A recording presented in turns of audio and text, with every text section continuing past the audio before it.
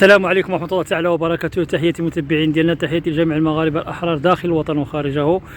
خويا ولا اختي، حاجة واحدة اللي بغا نقول لك، تبع هذا الفيديو حتى الأخير وتقول لي الرأي ديالك، واش هذا العمل اللي كنقوموا به واش يستحق التشجيعات ديالكم ولا لا.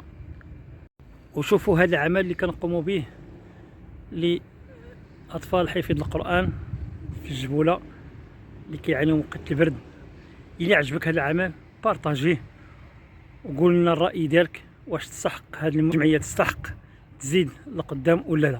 كلكم بغيتكم تقولوا الرأي ديالكم، اللي بارطاجا اللي تبع الفيديو الاخير بغيتو يقول الرأي ديالو، جزاكم الله خير الجزاء.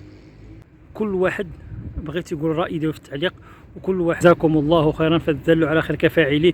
الله يجعلها في ميزان حسناتكم يا ربي، امين جميعا. كلكم كتساهموا في هذا الخير هذا. إليكم صراطا مستقيما وأخرى لم تقدروا عليها قد أحاط الله بها وكان الله على كل شيء قديرا.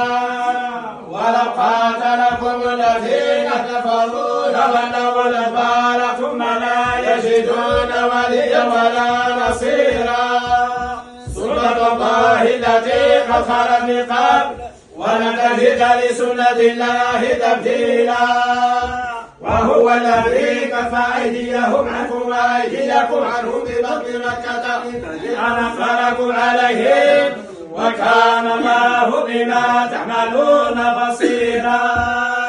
هم الذين كفروا وصدوكم عن المسجد الحرام والهدي معكوفا أن يبلغ محله ولولا رجال مؤمنون ونساء